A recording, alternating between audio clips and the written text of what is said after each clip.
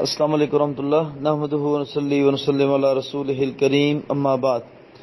بھائی جان نے ایک سوال پوچھا تھا کہ مجموعہ انہوں نے بنایا ہے طلفاء الرحمان کے نام سے، تو طلفاء سے کیا مراد ہے، تو یہ نام رکھنا کیسا ہے؟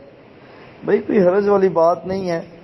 ایسے طلفاء ان 12 لوگوں کو کہا جاتا ہے جن کو اللہ کے نبی صلی اللہ علیہ وسلم نے فتح مکہ کے بعد جو ہے وہ آزاد کیا تھا، بغیر کسی سزا کے چھوڑ دیا تھا۔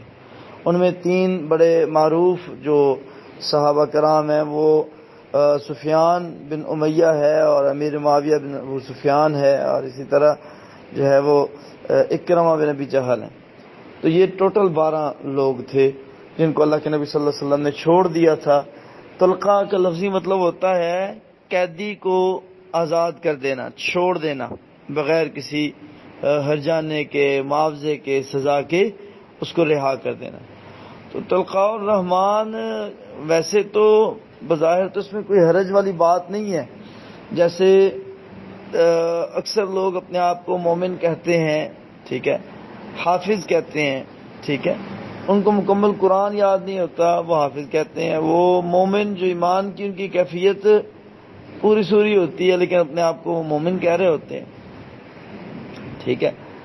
تو اس طریقے سے تو نام رکھنے میں کوئی حرج نہیں ہے۔ طلفاء الرحمان اللہ کے آزاد بندے، یہ اس کا ترجمہ بنے گا، ٹھیک ہے۔ تو بارکیف اگر کسی عالم نے اس پہ کوئی قدغن لگائی ہے تو اس کی ان کو ریزن بیان کرنی چاہیے۔